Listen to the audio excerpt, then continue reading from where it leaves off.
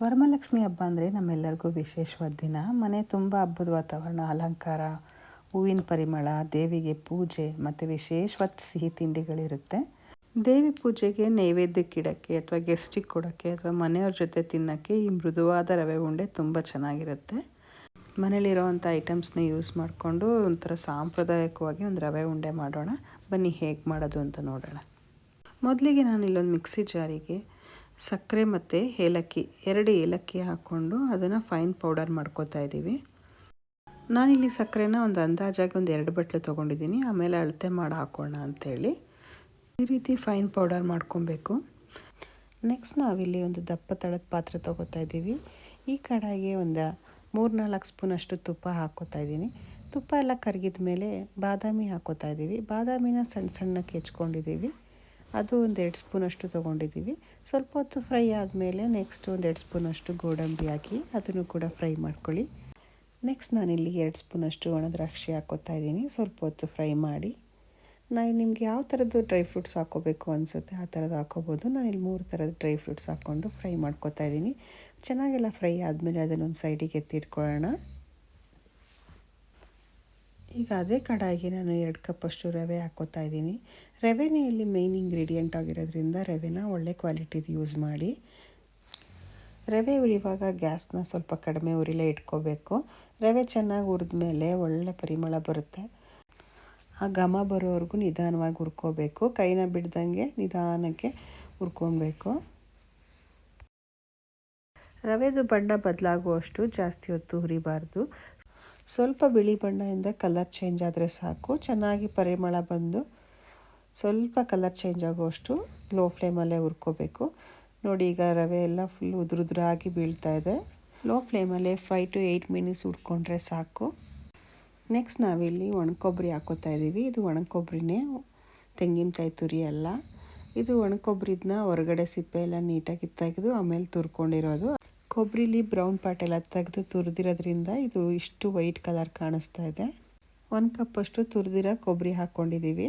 ಅದನ್ನು ಕೂಡ ಲೋ ಫ್ಲೇಮಲ್ಲೇ ಚೆನ್ನಾಗಿ ಹುರ್ಕೊಬರ್ಬೇಕು. ಇದು ಜಾಸ್ತಿ ಹೊತ್ತು ಹುರಿಯೋದೇನು ಬೇಡ, ಒಂದು 2-3 ನಿಮಿಷ ಹುರ್ಕೊಂಡ್ರೆ ಸಾಕು. ರವೆ ಆಲ್ರೆಡಿ ಬಿಸಿ ಇರೋದ್ರಿಂದ ಒಣಕೊಬ್ಬರಿ ಬೇಗ ಫ್ರೈ ಆಗಿಬಿಡುತ್ತೆ. ಹಂಗಾಗಿ ಸ್ವಲ್ಪ ಹೊತ್ತು ಒಂದು 2-3 ನಿಮಿಷ ಹುರ್ಕೊಂಡ್ರೆ ಸಾಕು. ಈಗ ಇದಕ್ಕೆ ಮುಂಚೆನೇ ಕರೆದಿಟ್ಕೊಂಡಿರುವಂಥ ಡ್ರೈ ಫ್ರೂಟ್ಸ್ನೆಲ್ಲ ಸೇರಿಸಿ ಮಿಕ್ಸ್ ಮಾಡ್ಕೊಳ್ಳೋಣ. ಇದು ಅಷ್ಟೇ 1 ನಿಮಿಷ ಹುರ್ಕೊಂಡ್ರೆ ಸಾಕು. ಡ್ರೈ ಫ್ರೂಟ್ಸ್ನೆಲ್ಲ ಚೆನ್ನಾಗಿ ಮಿಕ್ಸ್ ಮಾಡ್ಕೊಬೇಕು. ನೆಕ್ಸ್ಟ್ ನಾವಿಲ್ಲಿ ಇದಕ್ಕೆ ಮುಂಚೆನೇ ಪುಡಿ ಮಾಡ್ಕೊಂಡಿರೋ ಸಕ್ಕರೆ ಮತ್ತು ಏಲಕ್ಕಿ ಪುಡಿನ ಇದಕ್ಕೆ ಹಾಕ್ಕೋತಾ ಇದ್ದೀವಿ. ಸುಮಾರು ನಾವು ಸಕ್ಕರೆನ 1 ಕಪ್ಪಷ್ಟು ತೊಗೊಂಡಿದ್ದೀವಿ. 2 ಕಪ್ ರವೆಗೆ 1 ಕಪ್ ಸಕ್ಕರೆ ಪುಡಿ ಯೂಸ್ ಮಾಡ್ತಾಯಿದ್ದೀವಿ. ನಿಮಗಿನ್ನೂ ಸಿಹಿ ಜಾಸ್ತಿ ಬೇಕು ಅಂದರೆ ನೀವು ಜಾಸ್ತಿ ಯೂಸ್ ಮಾಡ್ಬೋದು. ಈಗ ಸಕ್ಕರೆ ಪುಡಿಯಾಗಿರೋದ್ರಿಂದ ಬೇಗ ಕರಗಕ್ಕೆ ಶುರುವಾಗುತ್ತೆ. ಹಾಗಾಗಿ ನಾವು ಬೇಗ ಸ್ವಲ್ಪ ಕೈ ಆಡಿಸ್ತಾ ಇರಬೇಕು. ಇದಕ್ಕೆ ಈಗ ನಾವು ಮುಂಚೆನೇ ಕಾಯಿಸಿ ಎತ್ತಿಟ್ಕೊಂಡಿರುವಂಥ ಅರ್ಧ ಕಪ್ನಷ್ಟು ಹಾಲು ತೊಗೊತಾ ಇದ್ದೀವಿ. 1/4 ಕಪ್ ಹಾಲನ್ನು ಕೂಡ ಹಾಕೋಬೋದು, ಆದರೆ ಸ್ವಲ್ಪ ಅದು ಗಟ್ಟಿ ಅನಿಸುತ್ತೆ. ಹಾಗಾಗಿ ನಾವಿಲ್ಲಿ ಅರ್ಧ ಕಪ್ನಷ್ಟು ಮುಂಚೆನೇ ಕಾಯಿಸಿಟ್ಕೊಂಡಿರುವಂಥ ಹಾಲನ್ನು ಹಾಕ್ಕೊತಾ ಇದ್ದೀವಿ. ಲಾಸ್ಟಿಗೆ ಒಂದು 2 ಸ್ಪೂನ್ ತುಪ್ಪ ಹಾಕ್ಕೊಂಡು ಚೆನ್ನಾಗಿ ಮಿಕ್ಸ್ ಮಾಡ್ಕೊಳ್ಳಿ. ಚೆನ್ನಾಗಿ ಮಿಕ್ಸ್ ಆದಮೇಲೆ ಫ್ಲೇಮ್ನ ಆಫ್ ಮಾಡ್ಕೊಳ್ಳಿ. ಈ ರೀತಿ ಉಂಡೆ ಕಟ್ ನೋಡಿ, ಚೆನ್ನಾಗಿ ಈಸಿಯಾಗಿ ಉಂಡೆ ಕಟ್ಬೋದು ಅಂತ ಅಂದರೆ ಇದು ರೆಡಿಯಾಗಿದೆ ಅಂತ. ಇಲ್ಲಾಂದರೆ ಇನ್ನೊಂದು ಸ್ವಲ್ಪ ಹಾಲು ಮಿಕ್ಸ್ ಮಾಡ್ಕೊಂಡು ಇನ್ನೊಂದು ಸತಿ ಮಿಕ್ಸ್ ಮಾಡ್ಕೊಳ್ಳಿ. ರವೆ ಉಂಡೆನ ಬಿಸಿ ಇರುವಾಗಲೇ ಕಟ್ಕೋಬೇಕು, ಆದ್ರೂ ಕೈಗೆ ಬಿಸಿ ತಡೆಯುವಷ್ಟು ತಣ್ಣಗಾಗಿರಬೇಕು. ನೆಕ್ಸ್ಟ್ ನಾವಿಲ್ಲಿ ಒಂದು ಬೌಲ್ನಲ್ಲಿ ಹಾಲು ಇಡ್ಕೋತಾ ಇದ್ದೀವಿ. ಮತ್ತು ಇದು ಒಣಕೊಬ್ಬರಿ ಪುಡಿ. ಹಾಲು ಏನಕ್ಕೆ ಇಟ್ಕೊಂಡಿದ್ದೀವಿ ಅಂತಂದರೆ ಕಟ್ಟುವಾಗ ಏನಾದ್ರು ಗಟ್ಟಿ ಆದರೆ ಸ್ವಲ್ಪ ಹಾಲು ಮಿಕ್ಸ್ ಮಾಡ್ಕೊಂಡು ಕಟ್ಕೊಳ್ಳೋಣ ಅಂತ ಹೇಳಿ ಹಾಲು ಇಟ್ಕೊಂಡಿರ್ತೀವಿ. ರವೆ ಉಂಡೆನ ಈ ರೀತಿ ಬಿಗಿಯಾಗಿ ಒತ್ತಿ ಕಟ್ಕೋಬೇಕು.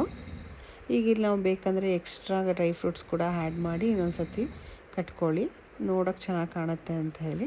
ಇದೆಲ್ಲ ಕಟ್ಟಾದಮೇಲೆ ಈ ಥರ ಒಣ ಕೊಬ್ಬರಿಗೆ ಅದ್ದಿ ರೋಲ್ ಮಾಡಿ ಎತ್ತಿಟ್ಕೊಳ್ಳಿ. ನೋಡೋಕೆ ಅದು ಕೂಡ ಚೆನ್ನಾಗಿ ಕಾಣುತ್ತೆ ಅಂತ ಹೇಳಿ ನಾನು ಈ ರೀತಿ ಒಣ ಕೊಬ್ಬರಿಲಿ ರೋಲ್ ಮಾಡಿ ಇಡ್ತಾಯಿದ್ದೀನಿ. ದೇವರ ಪೂಜೆಗೆ ನೈವೇದ್ಯಕ್ಕೆ ಇಡುವಾಗ ನೋಡೋಕ್ಕೆ ಒಂಥರ ಚೆನ್ನಾಗಿ ಕಾಣಿಸುತ್ತೆ ಅಂತ ಹೇಳಿ ಇದರ ಒಣ ಕೊಬ್ಬರಿಲಿ ರೋಲ್ ಮಾಡಿ ಇಡ್ತಾಯಿದ್ದೀನಿ. ಒಂದೊಂದಾಗಿ ಉಂಡೆಗಳನ್ನೆಲ್ಲ ಈ ರೀತಿ ಬೇಗ ಬೇಗ ಕಟ್ಕೋಬೇಕು.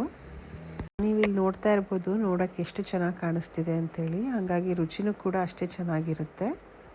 ತುಪ್ಪ ಹಾಕಿ ಮಾಡಿರೋದ್ರಿಂದ ಪರಿಮಳವಂತೂ ತುಂಬ ಚೆನ್ನಾಗಿ ಬರ್ತಾಯಿತ್ತು. ಉಂಡೆ ಕಟ್ಟುವಾಗೇನು ಹಾಲನ್ನ ಎಕ್ಸ್ಟ್ರಾ ಯೂಸ್ ಮಾಡಿಲ್ಲ.